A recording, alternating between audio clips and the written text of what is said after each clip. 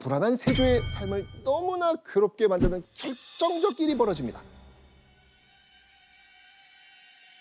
어느 날 깊은 새벽, 세조는 온몸이 땀으로 뻑 젖은 채 잠에서 깹니다. 그리고 사색이 된 얼굴로 불안에 덜덜 떨었죠. 꿈에 형수, 현덕왕후 귀신이 다시 나타난 겁니다. 그리고 세조에게 충격적인 행동을 한 겁니다. 현덕왕후 귀신이 퇴! 하고 침을 뱉은 거예요.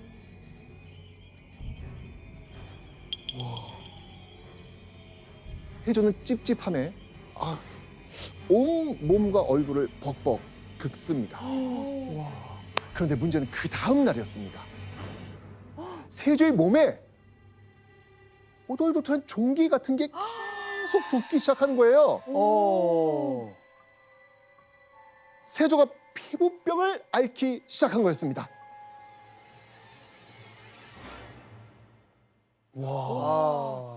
사실 이 세조가 현덕 왕후가 침을 뱉는 악몽을 꾸고 피부병을 얻었다는 이 이야기는 정말 유명한 전설로 전해져 내려오는 이야기입니다. 그런데 이게 전설로만 치부하기엔 너무나도 묘한 일이 당시 궁에서 벌어져요. 단종이 죽은 이후 어느 날부터 세조의 몸에 정말 피부병 증세가 나타나기 시작한 겁니다. 실제로 세조 정권 중반을 넘어설 때부터 세조에게 피부병이 생기기 시작합니다. 실록에는 풍수병이라고 하고 있고 세조를 비롯한 역대 임금들이 많이 앓았었는데 대체로 피부병으로 알려져 있지요. 그러니까 현덕왕후의 꿈 때문일 리는 없겠지만 백성들은 그렇게 믿고 싶었고 세조가 벌을 받는다고 생각했던 겁니다. 그만큼 불법으로 쟁취한 권력에 대한 민심의 이반 현상이 심했던 거겠죠. 자, 그런데 지방 행차를 다니던 1463년 10월 23일 세조는 청천벽력 같은 소식을 듣게 됩니다. 3살밖에 안 된 손자 원손 인성대군이 갑자기 풍질에 걸린 겁니다. 풍질은요, 신경계통이 고장나 생기던 풍병을 말합니다. 인성대군이 누구냐? 바로 훗날 예종이 되는 세자의 적장자였습니다. 자, 왕실의 보위를 앞으로 이어야 될 이 원손의 병에 중화는 발칵 뒤집혀집니다. 세조는 모든 치료법 다 동원해서 원손을 살리라고 명하죠. 그런데 다음 날인 24일 새벽, 인성대군은 세상을 떠납니다.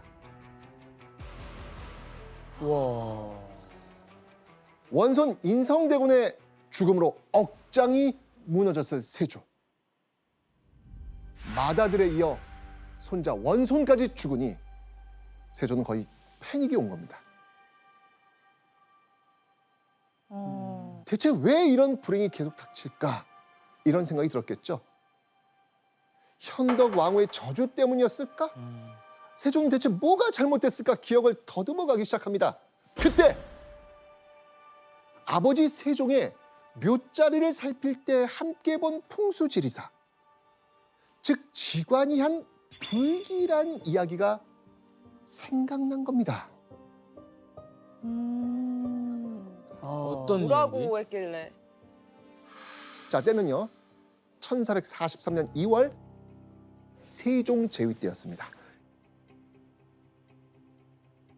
이때는요 세종이 자신이 묻힐 곳을 정할 시기였는데요. 세종은 아버지 태종의 묘인 헌릉 옆에 묻히고 싶어 했습니다. 그래서 그곳의 형세와 기운이 어떤지 미리 좀 알아보라고 했죠. 이때 땅을 살피러 간 사람 중 한 명이 수양대군 세조였습니다. 헌릉 근처에 도착한 이 세조와 신하들, 지관은 땅의 형세를 꼼꼼히 살폈습니다. 그런데 당시 땅을 살펴본 지관이 충격적인 이야기를 꺼낸 겁니다. 절사 손장자, 절사 대를 잇는 자식이 끊긴다. 손장자, 맏아들을 잃는다. 그러니까 손이 끊어지고 맏아들을 잃는 땅입니다. 본인 얘기 아니에요? 정확히 말했는데요? 와. 정확하게. 그러니까 세종이 정한 묘자리가 왕실의 대를 이을 장자가 죽어나가는 그런 자리라는 거였어요. 와. 그런데 이때 세종은 그냥 그곳에 묻히겠다라고 합니다. 꼭 아버지 태종 곁에 묻히고 싶어서 이런 섬뜩한 말에도 뜻을 꺾지 않은 겁니다. 그래서 세종은 그로부터 7년 후 1450년 헌릉 옆에 묻힌 겁니다. 그런데 자, 세종이 승하한 후 왕실에 충격적인 일이 일어났습니다. 보세요. 자, 세종의 그 아들과 손자들, 적장자들을 지금 그려놓은 가계도입니다. 자, 세종의 적장자 문종, 즉위한 지 2년 만에 병으로 사망합니다. 자, 그리고 문종의 적장자 단종, 죽었. 유배에 가서. 17세 유배지에서 사망. 자, 그리고 세조의 장남 의경세자 죽었어요. 20살 때 사망. 와. 그런 와중에 예종의 적장자이자 원손인 인성대군 3살에 사망. 와. 자, 이들의 공통점 뭐인 것 같습니까? 적장자. 네, 맏아들. 적장자. 왕실의 대를 이을 후손들이었습니다. 이유야 어찌 됐든 몇 년 사이에 왕실의 적장자들이 지금 줄초상을 치르고 있는 겁니다. 세조 역시 이렇게 불행이 계속 닥치니까 그 말, 옛날에 들었던 그 말이 마치 저주처럼 머릿속을 맴돌지 않았을까요? 자, 세조가 피부병으로 얼마나 고통받았는지 알 수 있는 물건이 있습니다. 물건? 보시죠. 이 무덤. 이게 뭐예요? 근데 본인이 진짜 입었던. 네, 이건요. 세조가 입었던 걸로 보이는, 추정이 되고 있는 적삼이라는 조선시대 옷입니다. 근데 자세히 보시면 알겠지만 지금 얼룩덜룩하죠. 당시 세조가 흘린 피고름이라고 추정되고 있습니다. 진짜 고생했겠다. 이게 아토피 같은 거잖아요. 지금으로 치면. 피부병 진짜 괴롭잖아요. 어떻게든 피부병에서 벗어나고자 치료와 절행차에 열을 올렸던 세조. 그런데요, 어느 날부터 이 세조를 둘러싼 아주 묘한 소문이 들리기 시작합니다. 자, 때는요, 세조가 강원도 평창에 있는 상원사라는 절에 방문했을 때였습니다. 이때 세조는 이 계곡에서 혼자 목욕을 하게 됩니다. 피고름이 나서 가렵고 쓰라리니까 찬물로 씻으면서 아픔을 달래했던 겁니다. 그런데 한참 목욕을 하고 있을 때 누군가 세조 뒤로 쓱 다가오는 거예요. 갑자기. 현덕왕후 또 아, 나타났어요. 아, 예. 또 갑자기 나타나 위에서 쳐다보고 있어. 테이! 아니 지금 아니에요 또? 바로 동자승이었습니다. 나. 진짜. 네. 세조는 어린아이니까 뭐 큰 의심 없이 등을 좀 밀어달라고 했죠. 자, 그렇게 얼마나 지났을까요? 뭔가 이상한 느낌이 든 세조가 몸을 살펴보는데요. 소스라치 놀랍니다. 왜요? 왜였을까요? 설마 없어져요? 맞습니다. 피부가 말끔해진 거예요. 오 아. 이거는 말이 안 돼요. 꿈이 아니고요? 꿈인 것 같아. 꿈. 놀라서 뒤를 쳐다본 세조. 두 눈을 의심할 장면을 목격합니다. 등을 밀어준 게 아이가 아니라 동자승의 모습을 한 문수보살이었다고 합니다.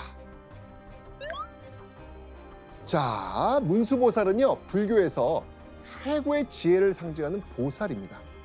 그 문수보살이 어린아이의 모습으로 나타나서 세조의 병을 낫게 했다는 겁니다. 이 이야기 믿어주십니까? 아니요. 아니요? 그런데 실제 세조가 봤다는 동자승의 모습이 남아 있어요. 이렇게.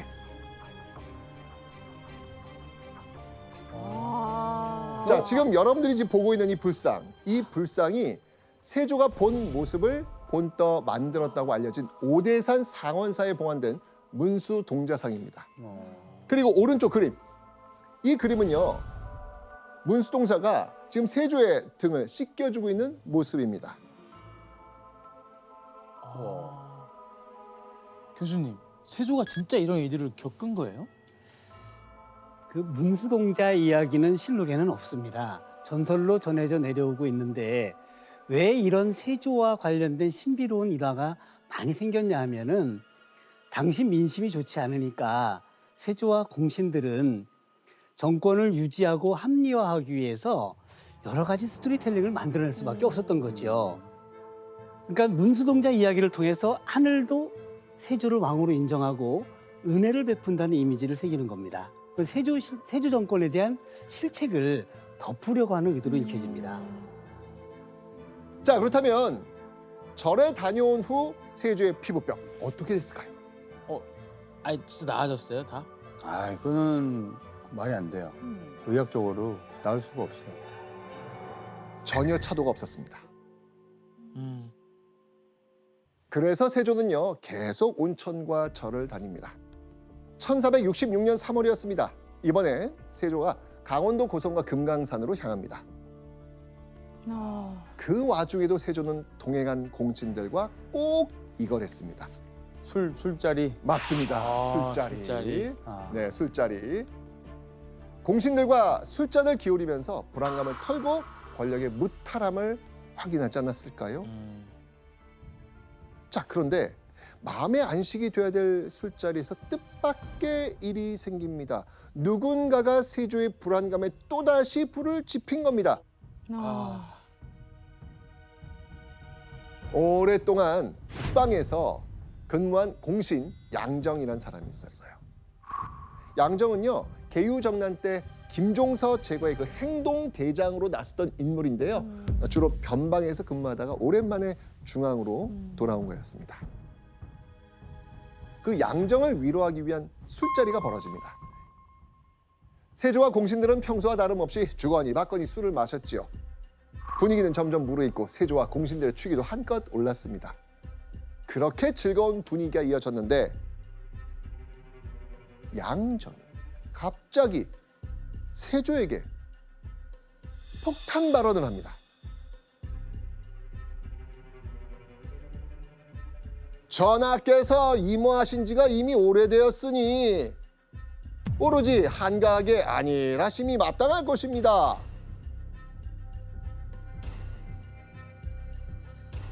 이게 무슨 뜻인가요? 이게? 세자에게 양위하고 물러나서 쉬십시오라는 말이었습니다. 내려오란 내려오란 얘기예요? 왕의 자리에서.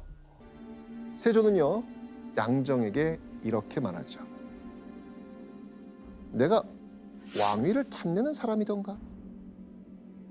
그 후 세조가 승지를 향해서 한마디를 했는데요. 옥새를 가지고 오라! 밀려주려고요? 그러니까 네 말대로 내가 내려갈게. 그랬을 때 그 분위기를 감당해 보라는 거잖아요. 네. 옥새를 가져오라는 세조와 반대하는 신하들로 연회장은 아수라장이 됩니다. 그런데 바로 다음 날 대신들이 양정이 불손하니 처벌하셔야 됩니다 라고 들고 일어납니다.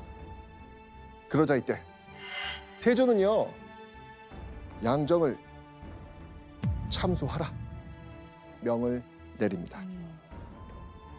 와, 참수. 술자리에서 누구보다 너그러웠던 세조였지만 양위까지 언급하는 공신의 태도는 도저히 용서할 수가 없었던 것이죠. 게다가 건강도 나날이 악화되면서 불안은 눈덩이처럼 커집니다. 그렇게 불안이 계속해서 쌓이자 세조는 큰 결심을 하죠. 마음속에 자리했던 불안의 싹을 끊어내려고 합니다. 세조가 공신들에게 영능, 즉 아버지 세종의 능을 옮길 것이니 경기도에 가서 땅을 보고 오라고 한 겁니다. 자, 세조는 왜 갑자기 세종의 능을 옮기려고 했을까요? 능의 기운이 좋지 않다는데 그대로 두면 자식들에게 그 비극이 대물림 될 것 같은 두려움이 점점 커지는 거예요. 자, 그러면 세조는 뜻대로 세종의 능을 옮길 수 있었을까요? 엄청 강력하게 얘기했으니까 옮기지 않았을까요? 옮기지 못합니다. 왜요? 왜요? 능을 옮길 명분이 부족했거든요. 게다가 신하들의 반대와 또 이장 비용 역시 만만치 않습니다. 결국 긴 고민 끝에 세조는 능을 옮기는 걸 포기합니다. 그럼 너무 마음에 계속 남았을 것 같아요. 그쵸. 야. 마음 한구석엔 여전히 찝찝함이 있지 않았을까요? 자, 그렇게 불안을 덜어낼 방법 중 하나였던 천능 계획이 무산된 후 세조는 나날이 기력이 쇠약해집니다. 피부병 이외에도 온갖 병이 세조를 괴롭힙니다. 그렇게 시간이 흘러 1468년 7월 세조는 공신들에게 한 가지 고백을 합니다.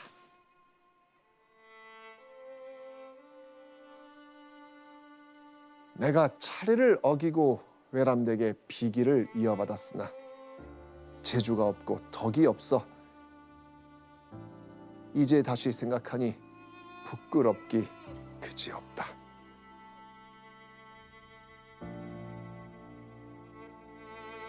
숙부께서 왕의 자리를 탐내 부덕한 일을 저지를지 모른다더군요. 어릴 적 나 놀아주던 친절한 숙부의 모습만 기억됩니다.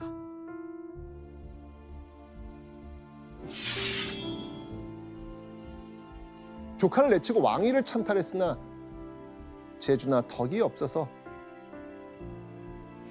자신은 왕위 자질이 없다라고 한 거예요. 자신의 지난 행동들을 반성을 하는 거네요. 맞습니다. 한켠에 있었던 거죠. 근데 반성을 안 할 사람인데 이제 혹시라도 내가 여기 반성하면 하늘이 그걸 알아서 피부병 낫게 해주지 않을까? 거기까지 생각한 거죠. 예. 맞습니다. 세조는요, 자신의 병이 낫기 어렵다는 걸 직감했던 것 같습니다. 그래서 재위 내내 자신을 짓누른 그 불안감과 한편에 있던 죄책감을 솔직하게 털어놓고 죄를 씻어보고자 했던 건 아니었을까요? 에휴, 그냥 뭐 그리고 세조가 자신의 업보를 속죄하기 위한 일이 또 있었습니다.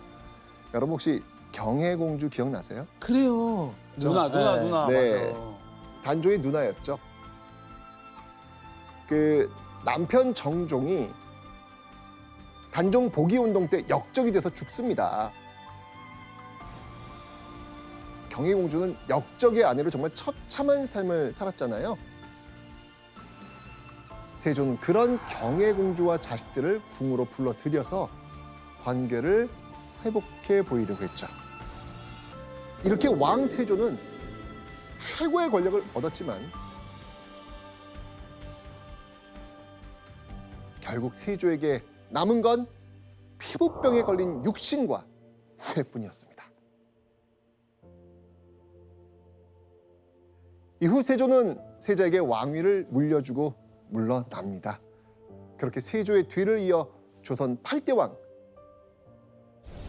예종이 즉위하게 되지요.